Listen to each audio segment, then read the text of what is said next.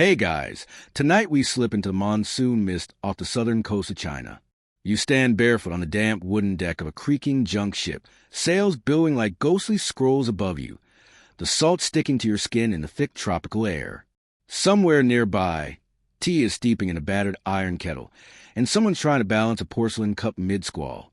You can hear the clatter of waves, the nervous laughter of a deckhand who's definitely regretting his career choices, and the distant rhythmic beating of war drums muffled by sea spray. You're not here to plunder or pillage. You're here to meet her, the pirate queen who sipped tea before battle, commanded a fleet that rivaled many national navies, and left Ming and Qing officials pacing their palaces in despair. Zheng Yi Saw, or Qing Shi, as later Westerners would call her, wasn't just a pirate. She was a pirate. And tonight, you're going to sail by her side, maybe get splashed with cannon foam, and probably learn that tea can be a more dangerous weapon than gunpowder. Now, to be clear, you probably won't survive this in real life. Monsoons are brutal. Early 1800s Chinese piracy is not covered by travel insurance, and Qing officials weren't known for their mercy. But since this is the sleep-friendly version, you can relax. No splinters, no betrayals, and absolutely no keel hauling, unless you're into that, which we won't ask. So, before you get comfortable, take a moment to like the video and subscribe, but only if you genuinely enjoy what I do here. And hey, let me know in the comments where you're watching from and what time it is. I love seeing our little bedtime history crew scattered across the globe. Now, dim the lights. Maybe turn on a fan for that soft background hum, and let's ease into tonight's journey together. The waves slosh gently beneath your feet as you lean over the railing. The coast of Guangdong stretches faintly across the horizon, dotted with fishing boats and sleepy islands. But even in the early 1800s, there are whispers, traders muttering at tea stalls, guards on duty gossiping behind lanterns, about a woman ruling the seas. They call her the terror of the South China coast, though she probably preferred something more poetic. The thing is, Zheng Yi didn't start as a pirate. In fact, you begin tonight's adventure not at sea, but in the floating alleyways of a Cantonese port brothel. Born around 1775, her early name is lost to history. Another woman born into obscurity. But she's smart, sharp-tongued, good at reading people. Very good. So good, in fact, that one day a certain pirate captain named Zheng Yi decides to marry her. Not out of love, necessarily, but strategy. It's not every day you meet someone who can negotiate with corrupt officials while sipping oolong. Historians still argue whether she truly orchestrated her rise, or fate simply handed her the wheel. Some claim she used her network of clients, merchants, minor bureaucrats, wandering scholars, to learn the political tides. Others say she just had the guts to grab the sails when the wind was right. But what's certain is this. After Zheng Yi married her in 1801, she didn't just join his crew. She colluded. And when Zheng Yi conveniently fell overboard and drowned, you didn't hear from us. She stepped in with all the confidence of someone who already had a spreadsheet and a flowchart ready. You walked the planks of her ship, actually hundreds of ships, and the structure feels more like a floating empire than a pirate fleet. There are rules, taxes, even salaries. Zheng Yi isn't here to loot and run. She's here to build a system, one that outlasts storms and emperors alike. Even the British, who usually love making up spicy pirate tales, found themselves reluctantly impressed. Later observers would call her fleet the most successful pirate syndicate in history. And yes, syndicate is a polite word for scary as heck and surprisingly well organized. You pause beside a young deckhand polishing a cannonball with what looks like stolen silk. He glances at you, shrugs, and offers tea. It's jasmine. Not bad, actually. She divided her fleet into 6 color-coded squadrons, each with its own hierarchy. There was even a fleet chief of operations, basically a pirate COO. Imagine quarterly plunder reviews and evaluations like, Qin stole 42 gold bars but forgot to log it, demoted to rowing. The red flag fleet, her own, was the strongest. At its peak, Zheng Yi's navy included around 1,800 ships and 70,000 men and women, some conscripted, some eager, all under her command. You could practically park the entire Dutch East India Company inside it and still have room for dumpling carts. And yet, Despite commanding tens of thousands of armed and frequently cranky people, she ran things not through brute force alone, but with contracts. Literal pirate HR documents. Her crew swore loyalty under strict codes, and violators were punished. Yes, but usually with structured warnings first. Sometimes a light exile. Occasionally a friendly public beheading, but always by the book. There's a sort of calm to it all, a rhythm. You smell rice porridge cooking below deck. Someone's arguing about whether they're due for shore leave. You pass a dog wearing a bell. Maybe a mascot, maybe an admiral. Who's to say? Zheng Yisao didn't just conquer the seas.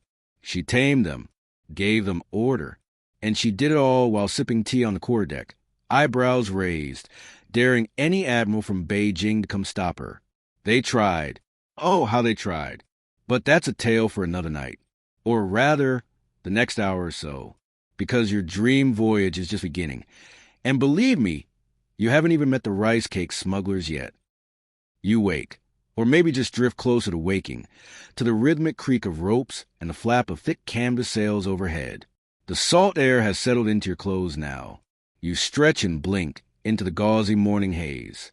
The coast is distant, a gray brushstroke on the horizon, and around you, dozens of ships sway like sleepy giants at anchor. This is not just a pirate fleet. This is a nation at sea. And at the helm of it all stands Zheng Yisao. You see her standing on the upper deck. No jewels, no flowing robes, just a plain sea-worn tunic, sleeves rolled up, hair pinned efficiently. She looks more like a shipwright than a queen, and yet the way sailors glance up at her from below, you know exactly who's in charge.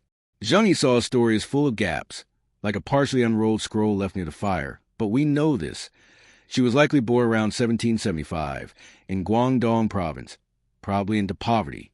Her early life remains a guessing game. She may have worked aboard a floating brothel, a common feature of harbor life in the Pearl River Delta. These were not glamorous places, more like bobbing wooden traps for the unlucky. But Zheng Yisao, she turned it into a school of strategy.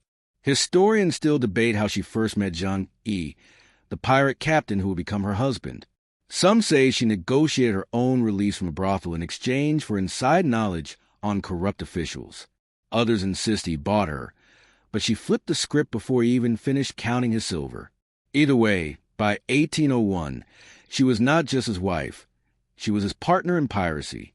And Zheng, he wasn't some small-time dockyard bandit. He was the heir to a notorious pirate clan, the Zheng family, who had once dabbled in sea rebellions, smuggling, and hosting impressively large seafood feasts on stolen islands. With Zheng Yi at the helm and his new wife quietly drawing plans behind him, the fleet grew stronger. They formed a red flag fleet. Vivid sails dyed with crushed bark and marine dyes, an unmistakable signature on the horizon. You glance around now and see the results of those early years. Red banners ripple along the rigging.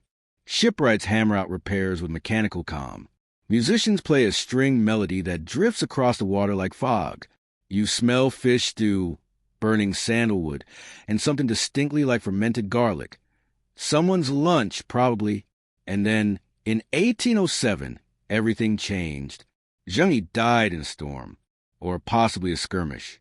Or maybe he was pushed. No one's quite sure. What matters is this. Zheng Yisao did not cry. She did not retreat. She did not marry a new captain. She did not, in fact, even ask the fleet. She took it. You climb up beside her now, looking down at the rows of captains who came when she summoned them. They say she held a private meeting after Zhang Yi's funeral, with only her closest allies. She didn't threaten, didn't bribe. She offered a vision, and she sealed it by partnering with her late husband's adopted son, Chung P'Tsai, also her new lover. But that's pirate HR for you. This alliance was clever on every level. Chung P'Tsai was young, popular, and adored by the rank and file. Zheng Yisao had strategy, political sense, and the personal loyalty of the inner circle. Together, they became unstoppable. But don't imagine her rise was smooth. Picture instead a deck full of grumbling captains, their arms crossed, wondering why they should obey a woman. She handled it the same way she'd handled difficult clients in her brothel days, with calm logic, good tea, and the occasional very public example. You hear the creak of wooden stairs and look toward the stern, where a line of officers is being read the fleet's revised code of conduct. Zheng Yi saw it and just take over. She rewrote the rules. Some of her policies were surprisingly humane. No stealing from villagers, no attacking the poor, fair division of plunder, and mandatory rest days for crew. Others were less warm and fuzzy. Desertion was punishable by death. So was disobeying orders. So was lie about loot. In fact, a lot of things were punishable by death. But the punishments were consistent, not cruel, and everyone knew the rules. Her captain signed binding contracts, a rarity in the pirate world, and she personally reviewed disputes like a sea-bound magistrate. It was less arg and more bring me the ledger. You crouched near a pile of supplies being loaded onto a longboat.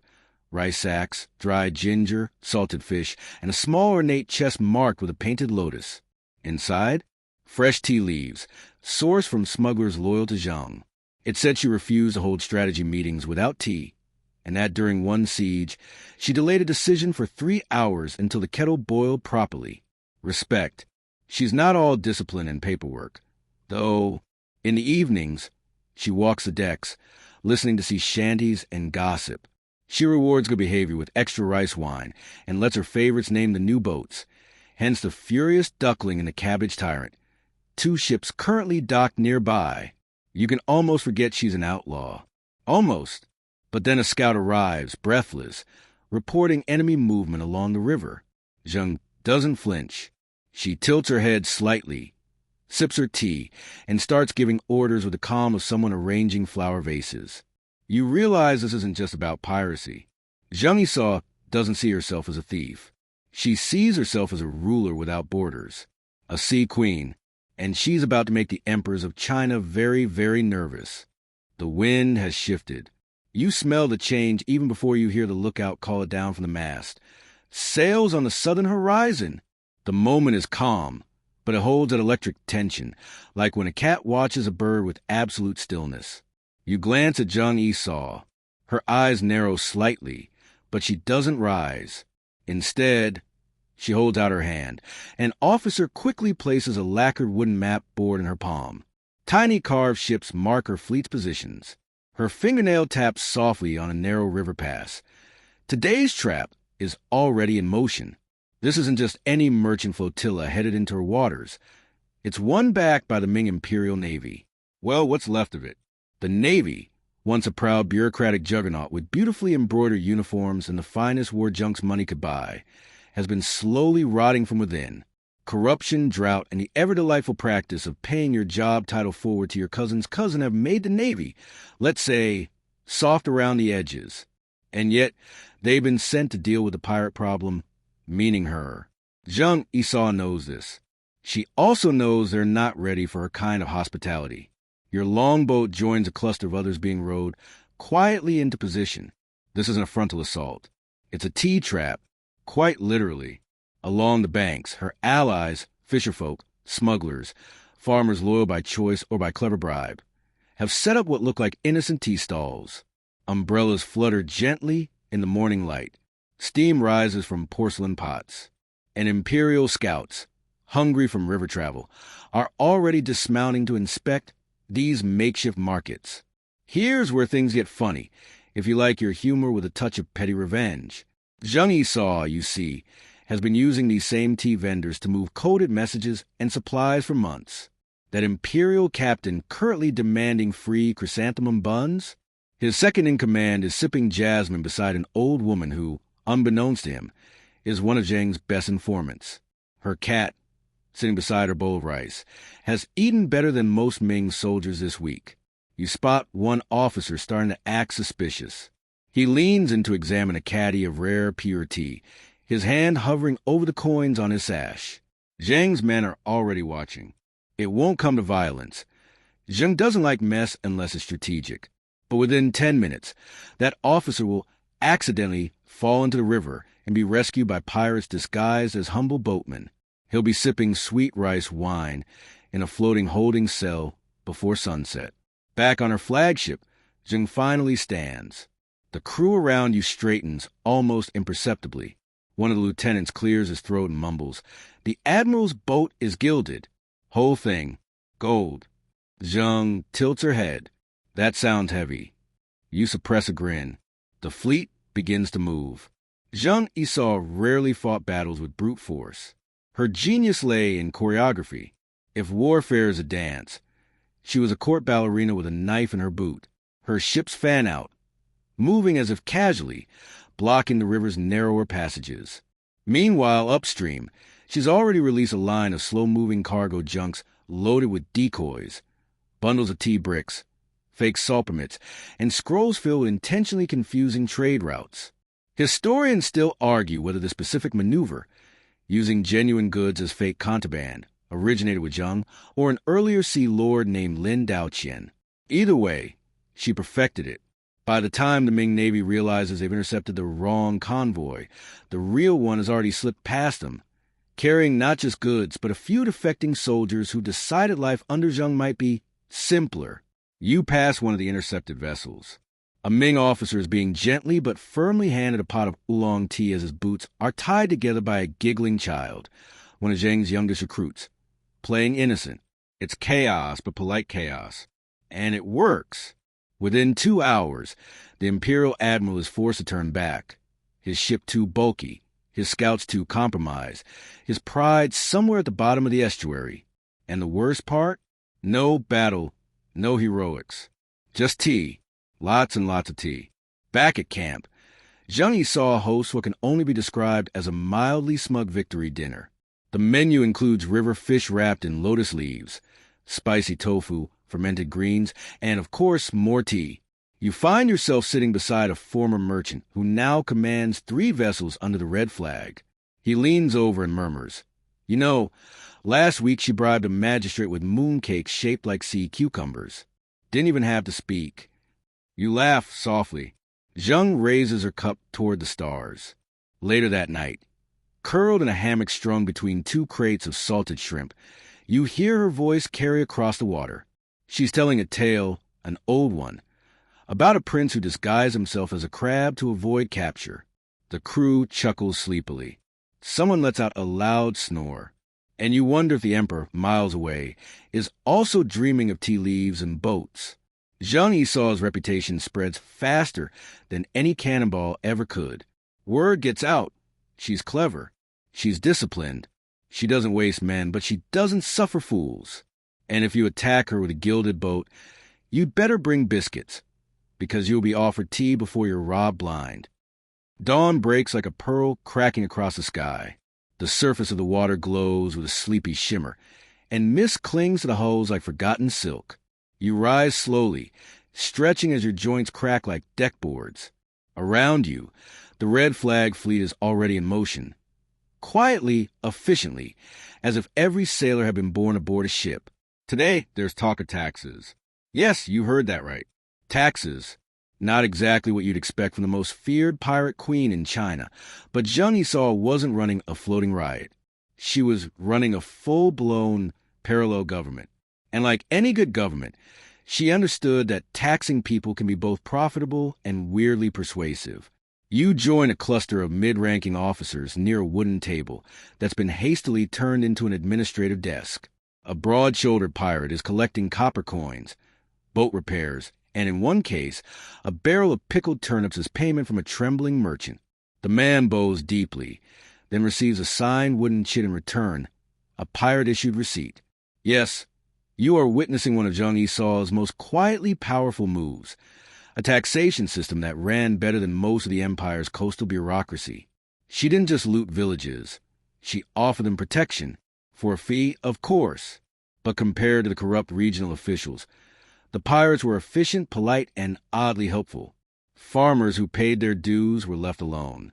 Fishermen who provided goods or gossip got discounts. And local officials who tried to resist often found their tax records had mysteriously floated out to sea. This wasn't piracy.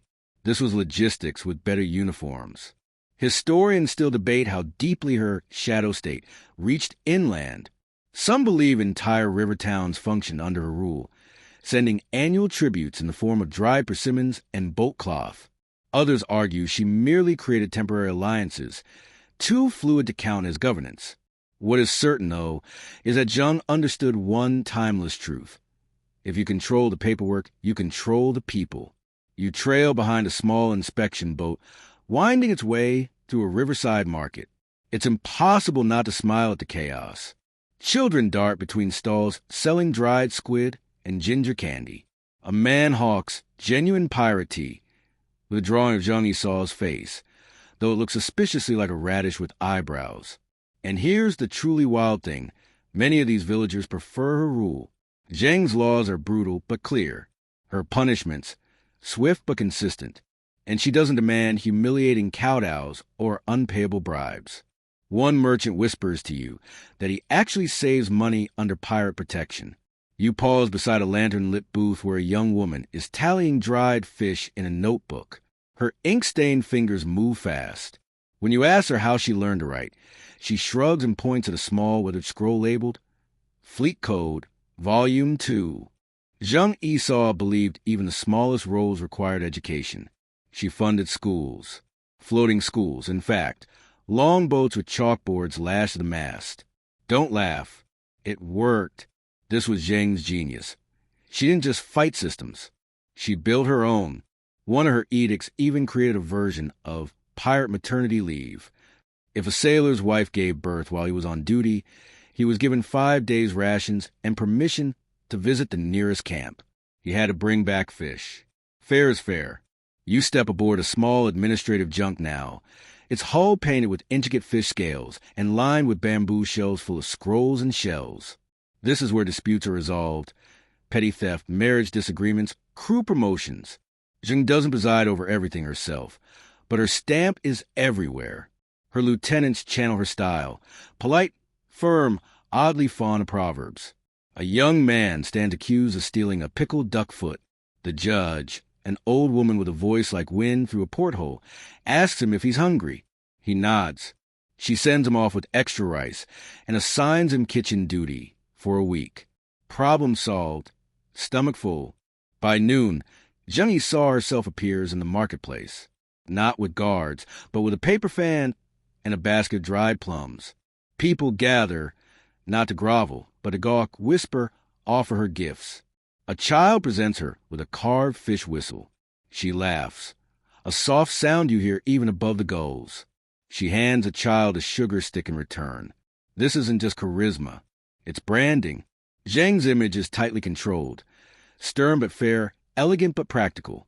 She never flaunts wealth. She dresses in dark. Simple silks, the kind that don't show blood or fish guts. Her hair is always perfectly coiled, her sleeves rarely wrinkled. And yet she's often spotted hauling ropes or helping men sails. A queen who doesn't mind grease under her nails? Instant legend. As you walk the docks later, you overhear 2 dockhands arguing whether she can really talk to dolphins. One swears his cousin saw her whisper to a whale that then sank a Ming patrol boat. The other says that's ridiculous. Whales don't patrol rivers. The stories aren't just jokes. They're currency. Every exaggerated tale adds to her mythos. Zhang Yisao isn't just a pirate queen now. She's a figure of awe, like a sea spirit who also balances budgets. And as the sun begins to sink, casting a gold path across the river, you realize what this really is, a floating civilization. One held together not just by fear or loot, but by routine, discipline, and maybe, just maybe, a decent cup of tea and a well-written scroll. You wake to the sound of clanging bells, not alarms, just breakfast. And breakfast in Zhang Yisao's fleet is no simple affair. A moving city of thousands requires logistics that would make an imperial quartermaster cry. You follow the scent of sizzling rice cakes and ginger broth across the gangplanks, ducking beneath drying nets that flap like pirate laundry flags in the breeze. Today is ration day, and you're about to learn that even pirates can be bureaucrats. A tall man with a tattoo of a laughing carp waves you over and hands you a bowl of fermented soybeans, half a boiled egg, and a strange jelly-like cube you suspect might once have been a mushroom. He grins. "It's seer jelly," he says, "for your joints." You thank him and decide not to ask which joints. Zhang Yisao's fleet isn't just the biggest pirate operation of its time. It's also the best fed. She understood something vital.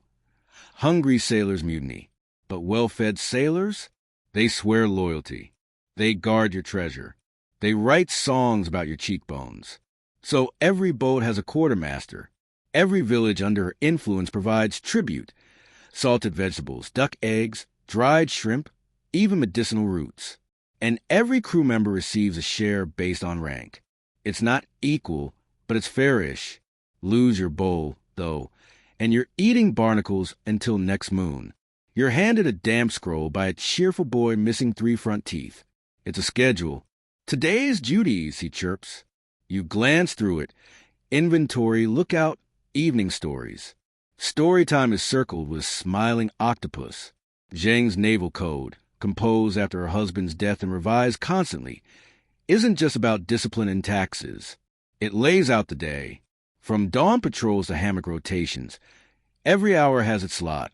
Even duels have a sign-up sheet. The rules are strict. No fighting over food, no unsolicited nudity, and definitely no peeing in the tea storage. Historians still argue whether that last rule was added before or after a particularly awkward incident near Guangzhou. You find yourself aboard a spice boat today, tasked with reorganizing crates of dried star anise and cinnamon bark. The scent is heavenly, like being mugged by a bakery. Your partner for the day is a former opera singer turned lookout, who hums haunting melodies while she works. Why did you join? You ask. She shrugs. Singing doesn't feed you. But Zheng? She listens. She gave me boots. It's a common theme. Many of Zheng's crew were outcasts, escaped concubines, deserting soldiers, failed merchants. A few even used to be tax collectors, now gleefully on the other side of the equation. The pirate queen didn't just accept the lost and the broken. She made them loyal. That loyalty is tested in the afternoon when a dispute breaks out over dried squid. 2 crewmen, brothers, judging by the matching nose shapes, are shouting about who forgot to dry the batch. Zheng doesn't appear, but her presence is invoked like a bedtime ghost story. What would the lady say if she saw this? A bystander hisses. Instant calm. The matter is brought before a junior officer, who consults a slightly fishy-smelling ledger, nods gravely, and sentences a guilty party to squid-stirring duty for 3 days. The matter ends with a handshake and an awkward hug. And here's where things get interesting. There's almost no theft. Zheng Yisao enforced one of the strictest anti-stealing policies in pirate history. Loot from raids was meticulously recorded and held in communal storage. Sailors who tried to pocket extra goods face fines, whippings, or exile. One legend even tells a man caught sneaking a single silver coin into a sock. She gave him 2 options, lose the sock or lose the foot. He reportedly chose to go barefoot. You walk past a treasury boat just as guards are unloading new cargo. Spices, bolts of silk. Even a gold statue shaped like a turtle with a tiny monocle. It's absurd and strangely elegant. The guard wear matching sashes and carry fans instead of swords, because, according to Zheng, any fool can threaten with a blade, but it takes talent to intimidate with fan. You watch as the statue is carefully placed into a padded box. A scroll is added on top, noting its provenance, weight, and aesthetic usefulness. Nothing gets lost in this fleet, not without a full audit and a strongly worded letter. Dinner is a shared affair. Fish stew and pickled radish, served from a pot the size of a small rowboat. Everyone eats together. No golden forks for officers. No wine-soaked banquets for the elite. Zheng believed hierarchy had its limits. One of the elders, a former magistrate with fondness for riddles, sits beside you and tells a story about the time Zheng Yisao out-negotiated 3 smugglers using only her left eyebrow. He swears it twitched once, and the men immediately gave her their boat. As the stars emerge and story time begins, the crew gathers on wide wooden planks, lanterns swinging gently overhead. Tonight's tale, the ghost Admiral of the Southern Isles. It involves a haunted compass, a lovesick eel, and a storm that howls in 4 languages.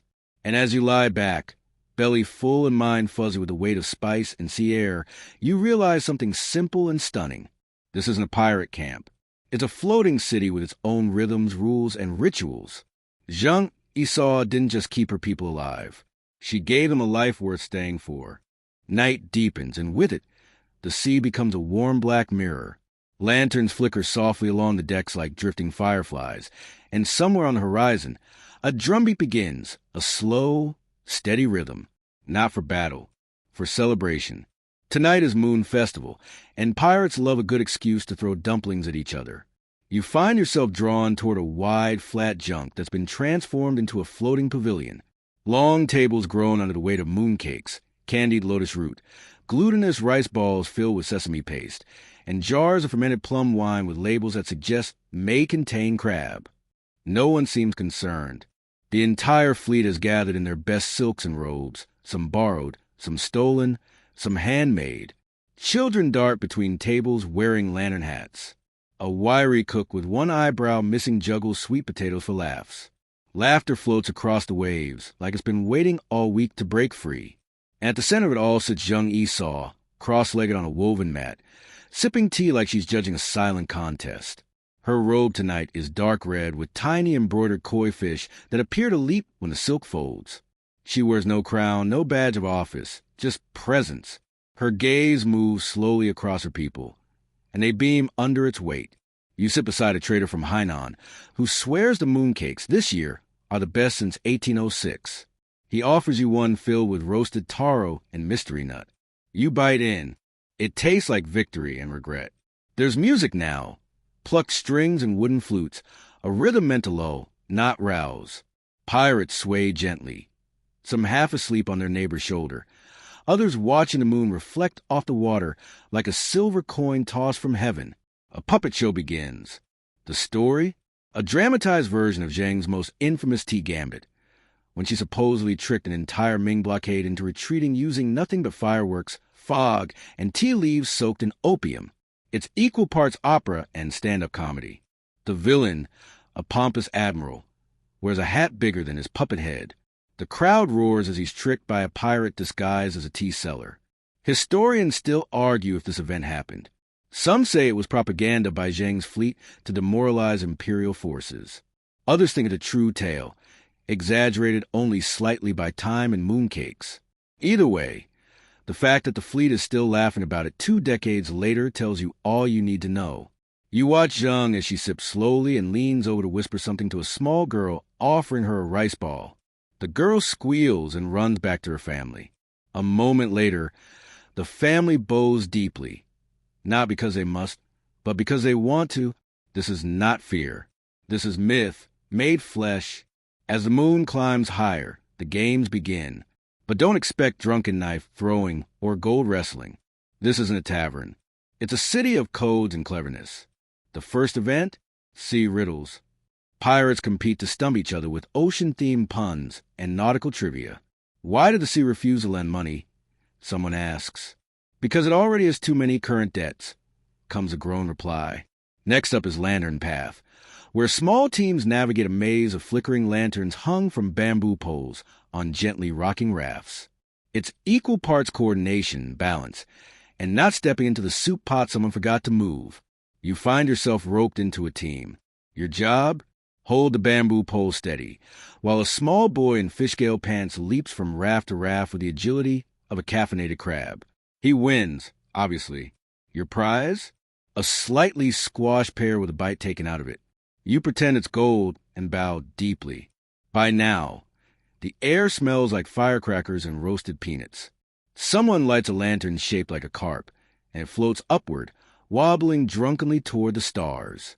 One by one, more follow, lanterns shaped like dragons' teacups, a surprisingly accurate shrimp. You help release one shaped like a book, a nod to Zhang's code of rules. As it rises, you think about how many of her edicts kept this city running. Don't steal, don't assault, protect women, respect prisoners, share loot based on effort, not luck. It's bedtime logic wrapped in pirate flair. And beneath the festivities, you feel the deeper current, disciplined dress and dumplings.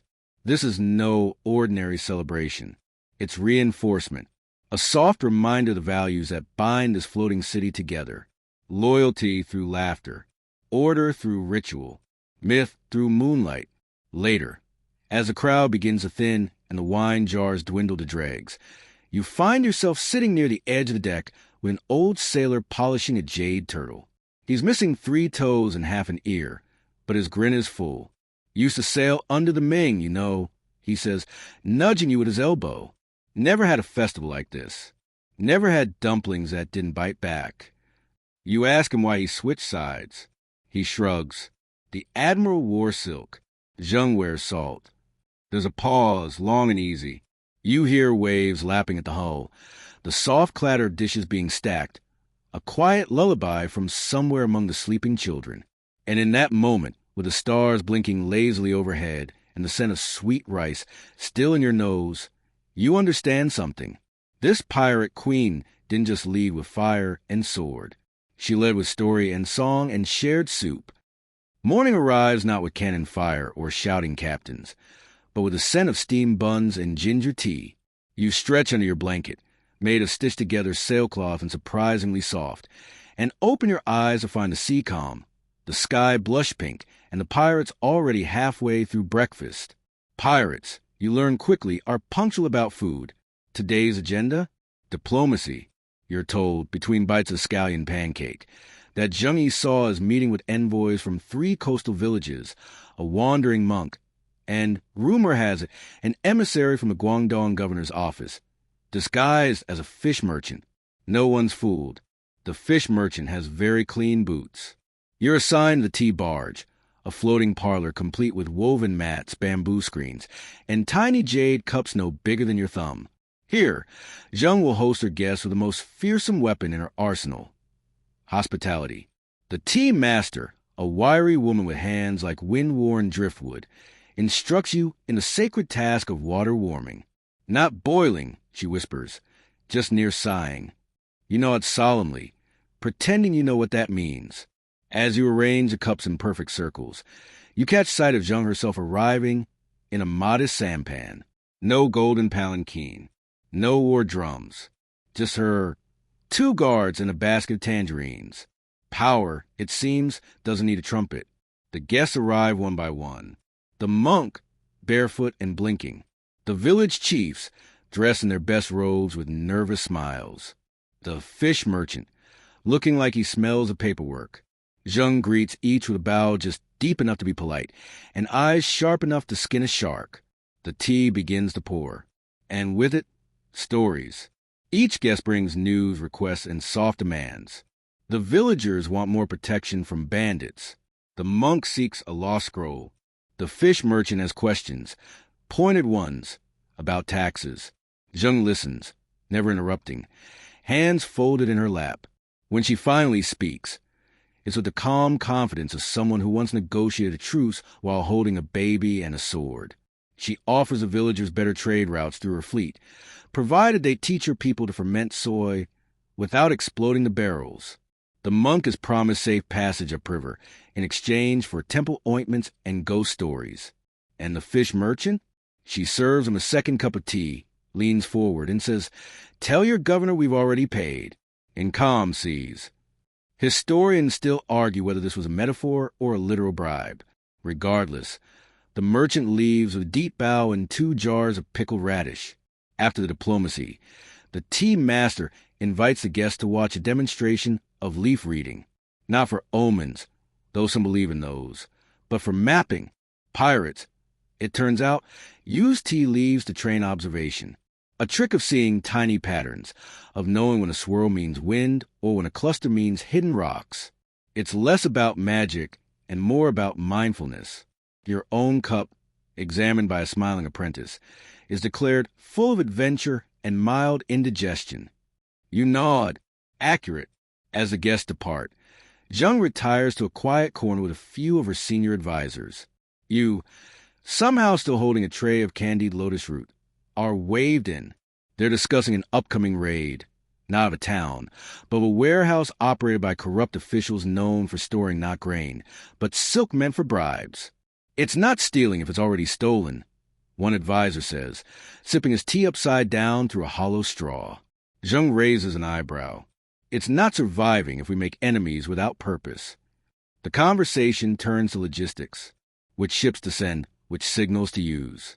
You're handed a small wooden card with strange etchings and told it's a whisper token, used for silent communication between ships. Hold it to your lips and blow gently, and the design emits a high-pitched whistle only trained ears can hear. You accidentally trigger it. Across the bay, 3 gulls fly off in a panic, and a crew member waves a red flag and trips over a barrel. You apologize profusely. Zheng just smirks. As you leave the tea barge, your head spinning with codes and oolong, you pass a small classroom tucked into the shade of a sail. Children, pirate children, yes, but children all the same, are practicing characters with bamboo brushes. Today's word, harmony. You pause. That's not what you expected in a pirate camp. But this isn't a pirate camp.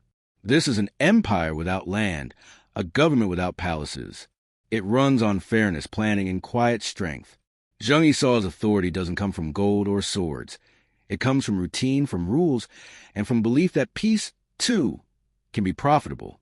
In the afternoon, you're sent to assist with a truce inspection, where neutral boats arriving for trade are checked for weapons, spies, or awkward secrets. One is found contained 47 barrels of pickled frogs, 2 suspicious parrots, and a hand mirror labeled cursed, do not touch. You're told to touch nothing. By sunset, the day's business is done.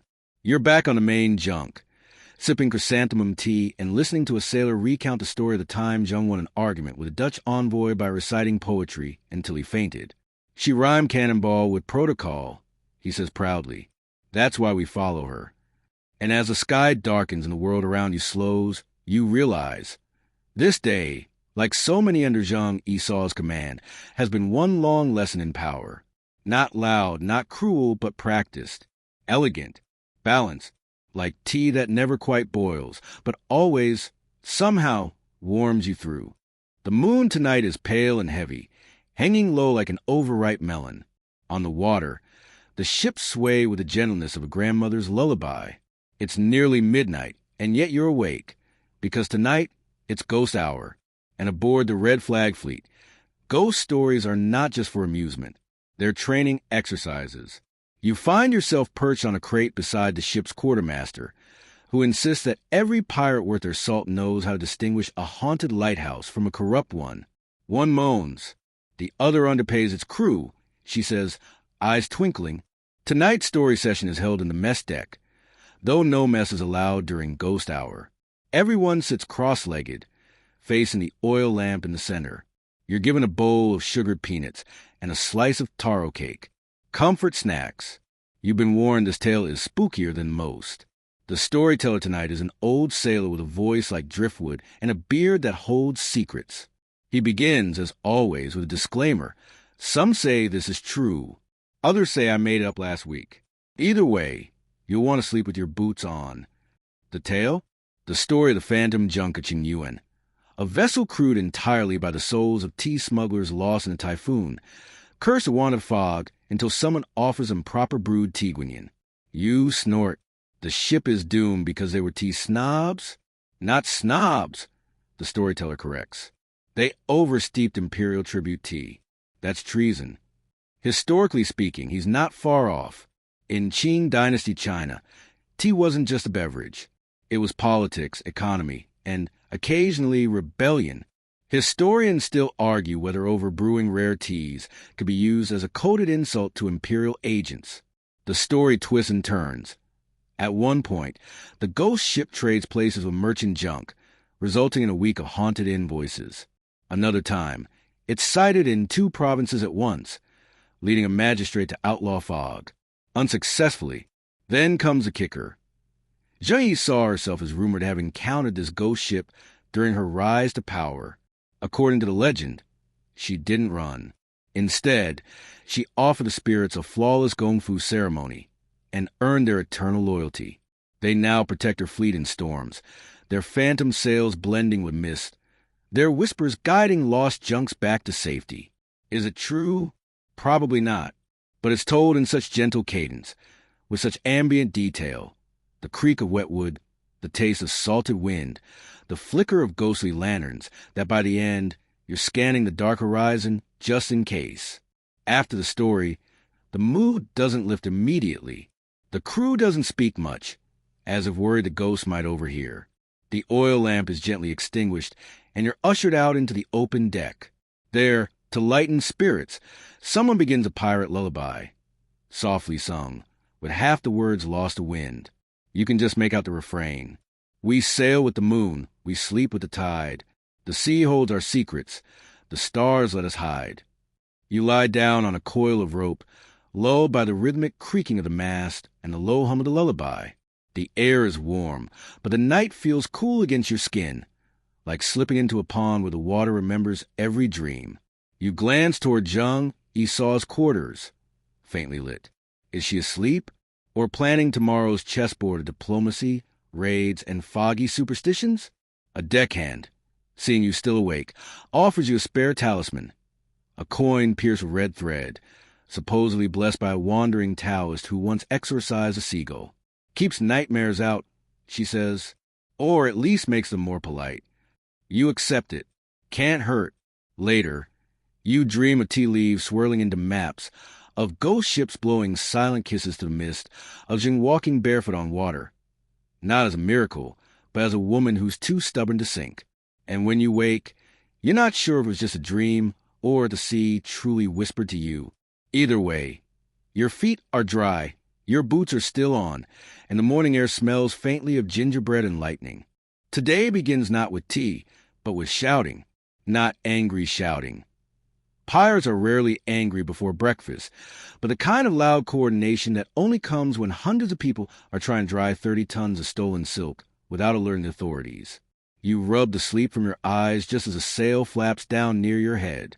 The fleet has anchored near a remote estuary known affectionately as Thread Bay, a warm, shallow inlet line with pebbled shores and enough sun to host an impromptu laundry festival. You are handed a bamboo pole and told, "Don't let the peacocks eat the dyed silk this time." You decide not to ask. What follows is a day of pirate domesticity, so well organized it puts some royal courts to shame. Ropes are strung between masts and trees. Bolts of stolen fabric unfurl like festival banners. Each color, crimson, indigo, gold, is checked for imperial stamps, which must be carefully picked out, burned, and the ashes scattered in the wind while reciting a poem about plausible deniability. You assist in softening duty, which involves beating stiff fabric with paddle-shaped mallets soaked in jasmine water. It's oddly satisfying, therapeutic, even, especially when accompanied by the percussion of pirates singing verses about tax evasion and goats. Amidst this cheerful chaos, Zheng Esau arrives, not in armor, not on a throne, but barefoot, with her sleeves rolled up, examining bolts of brocade like a discerning ant at a wedding market. She stops beside you, lifts a length of pale green silk, and squints. "Too loud," she murmurs. "Makes us look ambitious." You nod wisely, having no idea what that means. While some pirates manage logistics, others prepare disguises. Tailors, wig makers, and sandal carvers work together to craft merchant identities for the upcoming infiltration of a Ming coastal fortress. It turns out pirates are masters of cosplay. One older crewman is being transformed into a grieving widow. He practices sobbing into a radish for emotional range. Nearby, a food team prepares ceremonial snacks in case diplomacy is needed. You sample a mooncake filled with lotus, pork, and, surprisingly, dried plum. For balance, the cook says, like diplomacy, but chewy. Lunchtime comes with a side of gossip. You learn that a rival pirate group attempted to imitate Zheng's silk laundering strategy, but used salted river water, which turned all their fabric mauve and brittle. The insult is now whispered across the seas. May your banners rot like salty silk. Historians still argue whether Zheng Esau personally ordered silk laundering as a branding tool, or whether it was simply practical reuse. What's clear is that appearance mattered to her. A pirate dress well can negotiate like a merchant, pass through towns like a traveler, and, most importantly, confuse the enemy long enough to disappear with their tea. The afternoon brings rehearsals, not for a raid, but for a performance. That night, Zheng plans to entertain local village allies with traditional puppet opera. You find yourself roped in as a stagehand, and at one point, the temporary voice of a vengeful carp spirit. Your line, "I demand 3 peaches and a tax break." The story is loosely based on a real event. A magistrate once claimed the storm was caused by disrespectful fishing practices. Zheng's fleet arrived, planted hundreds of fake paper fish, and then appeased the storm at a lavish banquet. No rain, but the magistrate retired early. The play is staged on a makeshift raft-turned-floating theater. Villagers line the shore with lanterns. Pirates hum the score from memory. Children laugh at the fish puppets. It's whimsical, familiar, soft. Between acts, Jung slips into the crowd. Not as a ruler, but as a listener. You spot her beside an elderly fisherman, laughing at a joke about octopuses and tax collectors. You wonder if she ever gets tired of pretending to be ordinary. When the final puppet bows, the crowd claps with surprising grace. And in the distance, fireworks, not yours, burst in the sky. Another wedding? A rival pirate signal? Or just a god sneezing in light?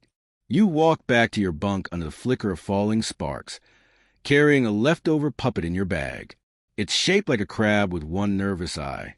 As you fall asleep, you hear two pirates debating whether silkworms can be trained to spell messages in their cocoons. You don't offer an opinion, but you do wonder.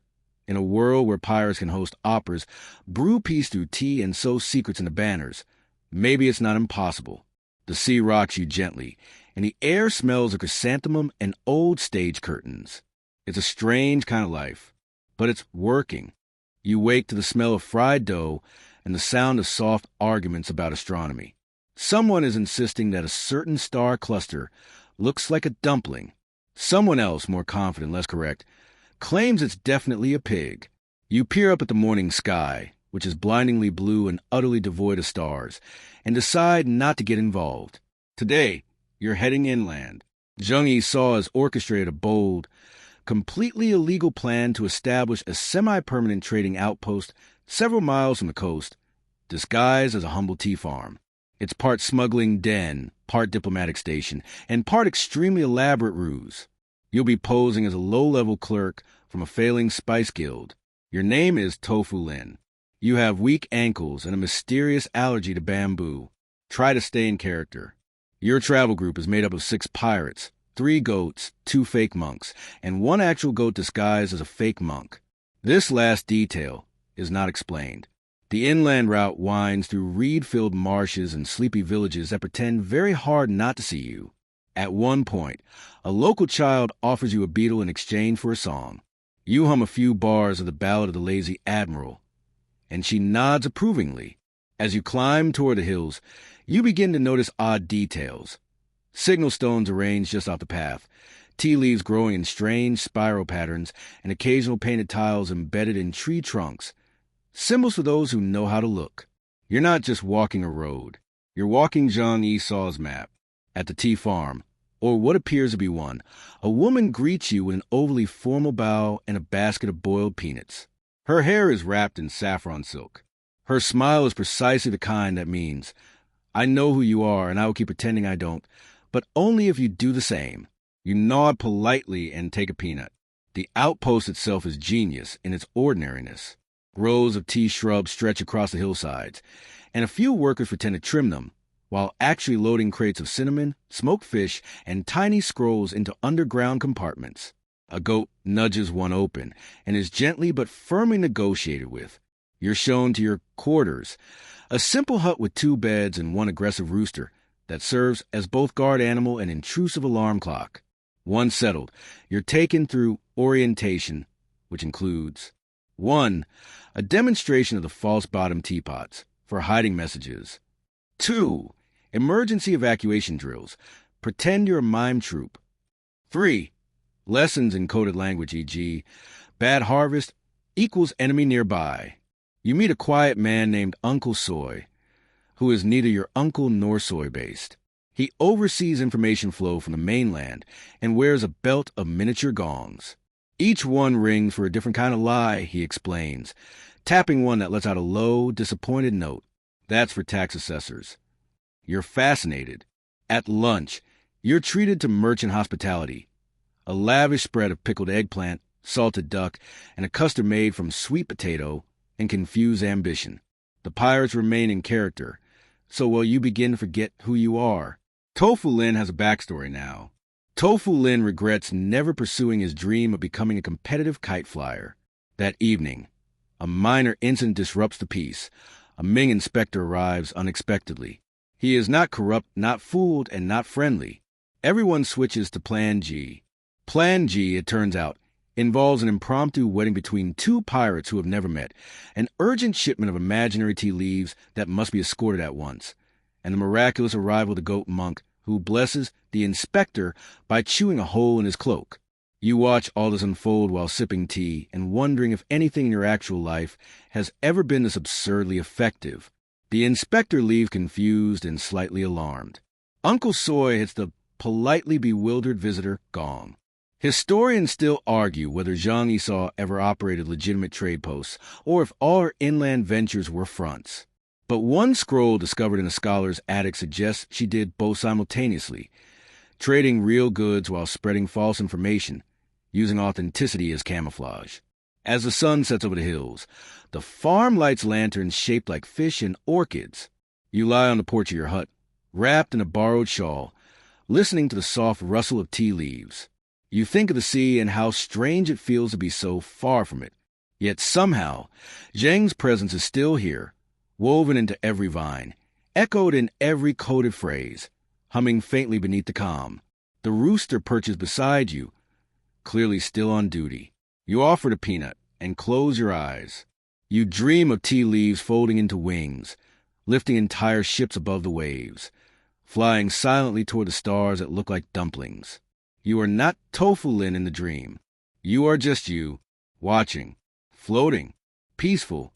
You return to the coast at dawn, your shoes damp with dew and your fake merchant identity folded neatly in your satchel next to a bundle of smuggled rose tea and a carved whistle that allegedly mimics the call of a sea cucumber. You're skeptical but grateful. Back aboard the fleet, everything smells faintly of ginger and ink. The decks are covered in charcoal maps, drawn, edited, and redrawn overnight while you were away. You step over one showing a Ming patrol route labeled, "They think we're here," and another labeled, "We're not." Pirates lean over them, munching scallion pancakes and pointing with ink-stained fingers. Today's task: prepare for tea diplomacy. Zhang Yisao has invited two minor Ming officials to inspect her so-called merchant fleet and enjoy an elaborate tea ceremony. The plan is to appear both powerful and disarmingly polite, offer enough dignity to satisfy their egos, enough uncertainty to ensure they don't try anything foolish, and enough refreshments to keep them too full to argue. You're put in charge of folding napkins. The art of napkin folding among pirate diplomats is surprisingly advanced. Yours are supposed to resemble twin lotuses cradling tiny gold coins. Instead, they resemble startled ducks with mild financial anxiety. You're reassigned to tea leaf sorting. The tea selection process is absurdly delicate. Zheng insists on mixing real luxury teas, Silver Needle, Dragonwell, Orchid Oolong, with pirate blends like Storm Pale Surprise and Tranquil Thunder. The goal is to showcase refinement while maintaining plausible deniability. After all, pirates don't steal bad tea. That would be rude.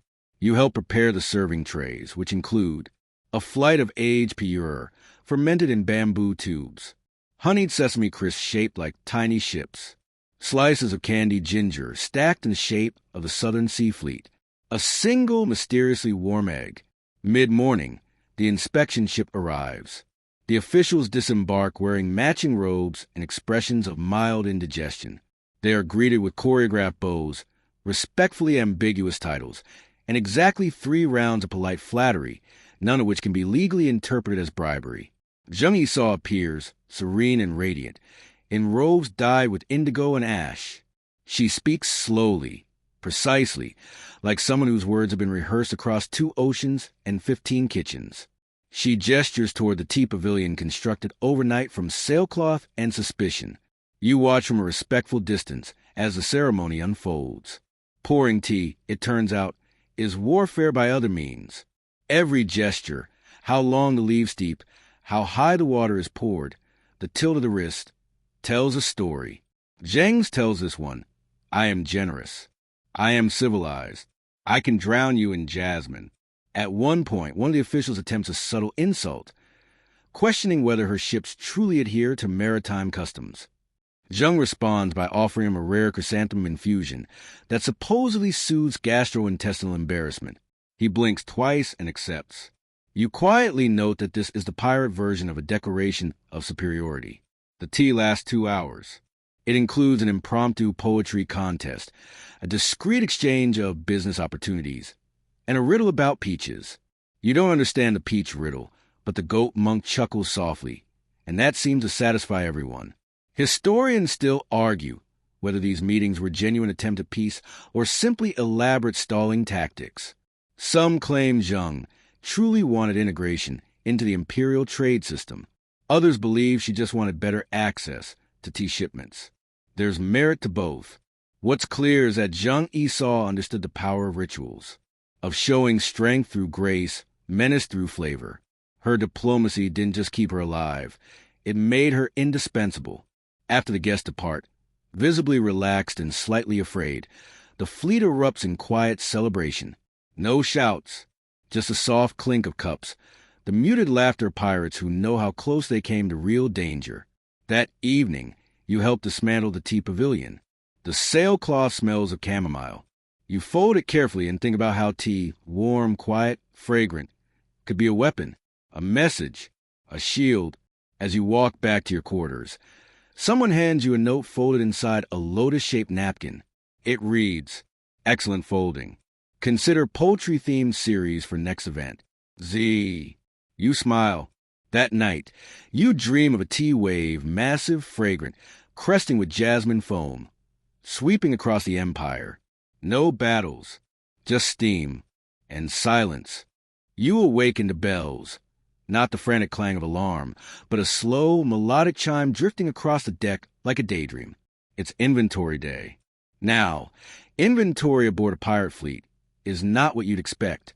There are no neat ledgers, no labeled crates, no calculators. Instead, there's a system of oral records, secret knots, and a parrot named Banjo who confirms item counts by whistling specific tunes. Banjo is only wrong when distracted by shiny buttons or existential dread.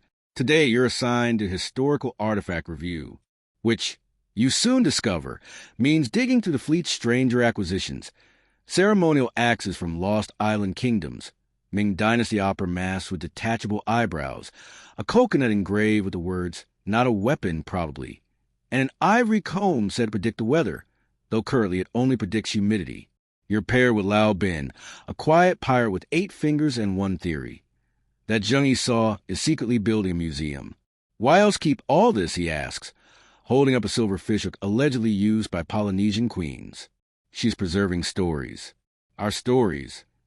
You nod, though part of you suspects she's also preparing for trade leverage.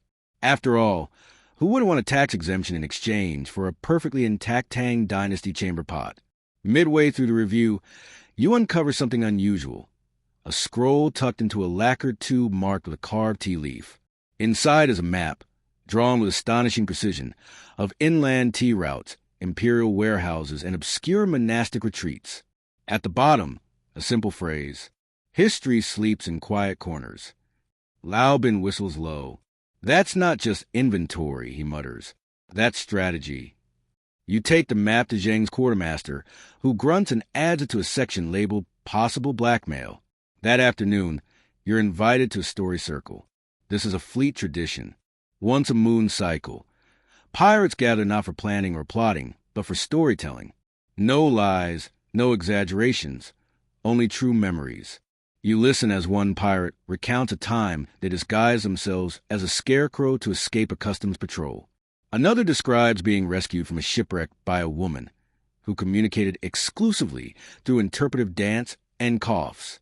One man swears he once brewed a tea so calming it made a shark fall asleep. The shark, he says, now writes poetry. Zheng Esau herself joins near the end. She doesn't sit in the center, doesn't command the room. She simply leans against a post, sipping something golden from a jade cup, and waits. When the stories settle into silence, she begins. She speaks of her youth, not as a pirate queen, but as a tea servant aboard a Canton brothel ship, listening more than speaking, learning the names of smugglers by how they held their cups. She tells of watching men with fleets and fortunes fall asleep mid-negotiation after one too many sips of her 5-blossom blend. She watched, and she remembered. You learn more, she says softly, pouring tea than drawing blades. Historians still debate how much of her early life is myth. Some say she was sold into service young. Others believe she was a fisherman's daughter who fabricated everything for power. But these stories, her stories, have weight. Maybe truth isn't always about accuracy.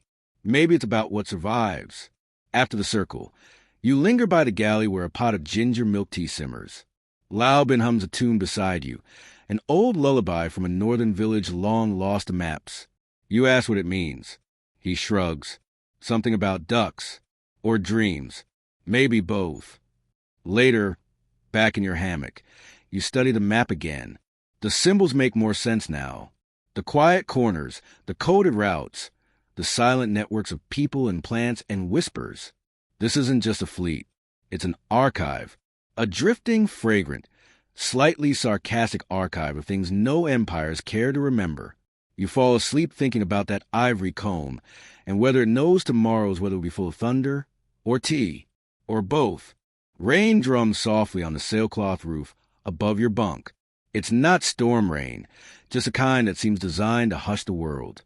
You rise with the rhythm of the tide, your muscles creaking like old floorboards, and drift out onto the deck where the air tastes like wet wood and peppered mist. Today's mission, Ghost Cargo. This is what the pirates call any shipment picked up under unusual circumstances. No paperwork, no witnesses, no questions. Some believe it's cursed. Others call it opportunity. You're handed a manifest written on a dried sea fan. It lists only 3 items. 1. One crate, humming. 2. One scroll, unreadable but warm. 3. One urn labeled Grandma. You're not sure which unnerves you more. The cargo arrives at dusk on a skiff rowed by 2 elderly smugglers and a monkey in a vest. No words are exchanged. They pass the crates, nod in perfect synchrony, and vanish into the fog like they were never real. Zhang Esau watches the transaction from the quarterdeck, sipping something violet from a porcelain bowl shaped like a turtle. Handle it gently, she says, especially Grandma.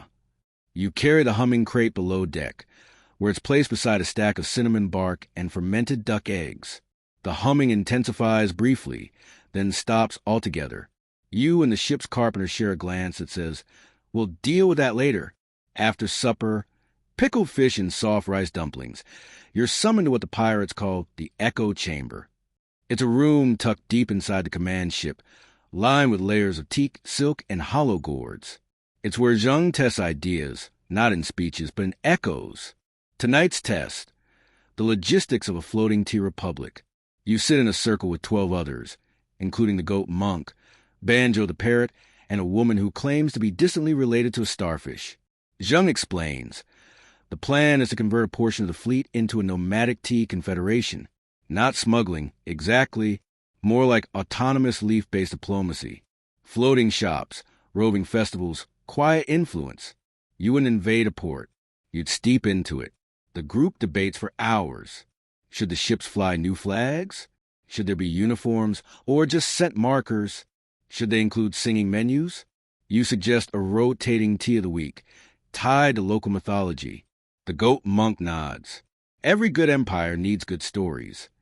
Historians still argue whether Zhang truly intended this plan, or merely used it to keep her captains dreaming. There's no record of a tea republic in official archives, but pirate tales insist it existed, for at least one spring, and that it once hosted a duel between rival brewers, using only boiling water and insults. You're handed a scroll to draft the republic's charter. It begins with a line whispered from Zhang's lips to your pen. Let the waters judge us not by sails, but by what we steep. You like that. The next morning, the humming crate is gone. In its place, a bonsai tree in full bloom, its blossoms shaped like tiny teacups. No one mentions the change, not even Banjo. Later, you climb the mast to watch the horizon, sipping hibiscus syrup straight from the bottle like some sort of tropical outlaw. Below, Zhang practices calligraphy with a brush carved from whale whiskers, writing phrases like, "Kindness is resistance," and "Steal the tea, not the soul." You write that last one in your own journal, right beside a sketch of Grandma's urn. That night, you lie in your hammock as the ship rocks gently. You think about ghost cargo, floating tea republics, and pirates who plot revolutions with snacks and metaphors. You realize the strange truth of it all. Empires may rise by sword, but they fall softly, almost politely, by stories. And maybe tea. You wait to the sound of rain again, but this time it's inside. Someone's built a miniature storm in the captain's garden, a series of tiny clouds tethered above bonsai trees, misting them gently with rose water. Training weather, someone explains. Zheng says the plants must learn resilience. It's impossible to tell if they're joking. Today, you're assisting with tea diplomacy drills. These are practice runs for when Zheng's floating tea confederation encounters rival fleets, governors, or high-ranking scholars. You're assigned a role of tea minister, which apparently means wearing a robe made of woven bamboo leaves and speaking only in metaphor. Your opponent is a grumpy former pirate-turned-logistics officer, playing the part of Ming emissary with a vendetta against Jasmine. He begins the negotiations by accusing you of flagrant espionage. You respond by offering him a cup of pear blossom oolong and a poem, "In leaves we hide storms. Drink once. If you still frown, we'll brew thunder." He glares at you, sips the tea, then scowls with tears in his eyes. "This is disturbingly poetic," he mutters. "I feel peace." Zheng Yi nods from her throne of driftwood and silk fans. Then you've lost. The crew applauds, tossing flower petals and old receipts into the air. You bow and trip over your metaphorical dignity. That evening, Zheng calls a private meeting. You join her beneath the lantern canopy on the upper deck, where the sea smells like caramelized kelp and the moon sits low, fat and golden like a lazy dumpling. She hands you a small jade charm shaped like a teapot. "Tomorrow," she says, "you'll carry a message inland." You blink. "Inland? As in land?" "You'll go alone," she adds. It must seem accidental. You nod, though your heart sinks like a poorly tied anchor. Land means questions. Land means imperial eyes. Land means goodbye, for a while. Zheng explains that the charm contains a hidden seal, an ancient symbol used by coastal scholars who once governed trade before emperors got nosy. Presented to a certain tea master in a mountain village, and doors may open, or not. That's part of the plan. Tell them, she says, that the seer remembers, and it is steeping. Historians still puzzle over how Zheng managed to form relationships so far inland. Some believe she bribed officials with priceless tea. Others argue with sheer charisma, or more likely, an underground network of outcasts who believe in alternative economies and good leaves. You spend the night packing a satchel. 3 tea cakes, a worn book of pirate lullabies, the weather-predicting comb, and Banjo the parrot, who insists on coming and perches on your shoulder like a retired philosopher. The morning of departure arrives. The crew doesn't wave goodbye. That's not their way. Instead, they place objects on the dock beside you. A lucky fish scale, a sandalwood spoon, a tiny bell carved from bone. Each one means something. You don't ask what. Zheng clasps your wrist, her grip warm and steady. "Remember," she whispers, "every empire leaves cracks. Pour tea into the cracks." You board a small dinghy, and the pirates push you toward the estuary that leads to the inland rivers. As the current tugs you away, Banjo whistles a tune you don't recognize, something between a farewell and a recipe. You glance back only once. Zheng stands still, a teacup raised to the wind. Behind her, the fleet shimmers in the morning mist like a painting half-dreamed, and then they're gone. Your journey inland begins with mud, not the polite garden variety, but the thick, clingy, soul-squelching kind that devours boots and makes every step feel like dragging a reluctant walrus. Banjo rides on your shoulder, dry and smug, occasionally plucking bugs out of your hair and offering unsolicited weather predictions. You pass through lowland villages where the roofs are thatched with reeds and gossip. People glance at you sideways, eyeing your odd garb and jade charm. You respond the only way a true pirate diplomat knows how, by offering tea.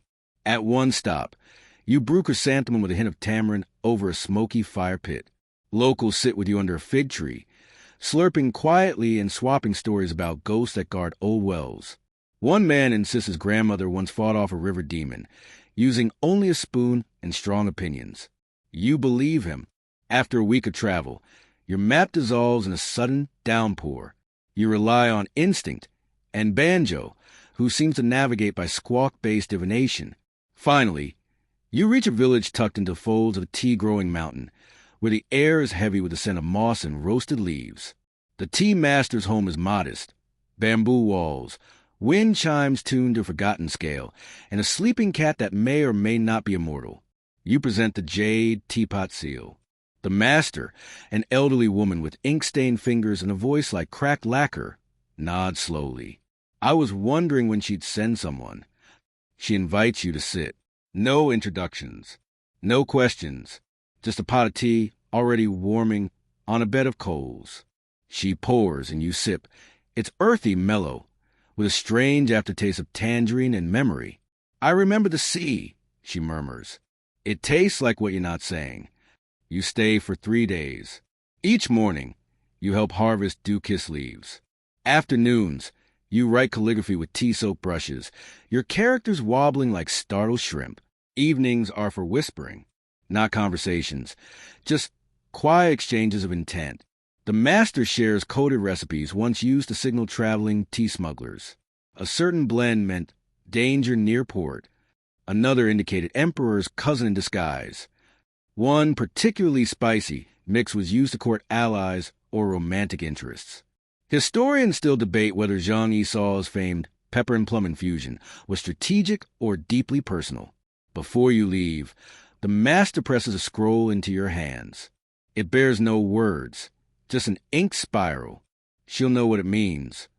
You return to the coast, passing familiar streams and unfamiliar thoughts. The sea welcomes you back with gull cries and salt-thick air. The pirate fleet is waiting, not where you left it, but somewhere new, as if to remind you they move as stories do, untethered but always near. Zheng receives you in silence. She examines the scroll, smiles faintly, and says, "It's begun, then." She hands you a new cup, clay, still warm from her hands, and nods toward the deck where new recruits are being taught the difference between fermented brick tea and mild espionage.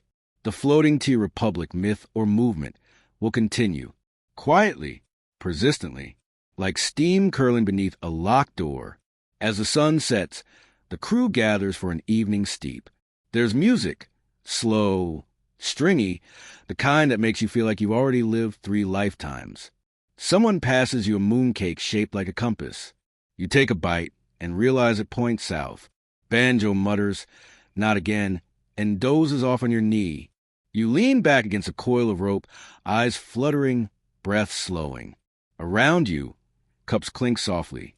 Laughter ebbs like gentle waves. Lanterns glow like sleepy fireflies. The last thing you hear is Zheng's voice, somewhere above, whispering into the wind. Let them write their history books. We'll brew ours. You smile, even as the world fades to the color of tea-stained parchment. Wind down, 300 words. The waves are quieted now. The ship barely rocks. You lie in your hammock, wrapped in the scent of sandalwood and old paper. Outside, the stars scatter across the sky like spilled sugar, soft, bright, and impossibly far. Beneath you, the ocean sighs. Not in anger, not in rush, but in rest. Somewhere, a bell rings once. Not as a warning, but a reminder you are safe. You are home, even if only for the night. The voices of the crew have drifted away. The lanterns glow lower. The wind hums lullabies to the rigging, and every rope seems to whisper the same word over and over. Rest, rest, rest. Even Banjo is asleep now, nestled in a net with a tiny scarf around his beak. You take one last deep breath, and the air feels warm like a memory that never had an end. You've sailed with outlaws who drink poetry, delivered messages written in silence, and watched the pirate Queen rewrite the rules with leaves and laughter. And now, there is nothing left to do. No battles, no worries. Just this moment, quiet, soft, and perfectly still. So go ahead, let the darkness cradle you. Let your breath slow. Let sleep steep deep into your bones. Tomorrow, the sea may call again. But tonight, it only wants to sing you gently to sleep. Good night.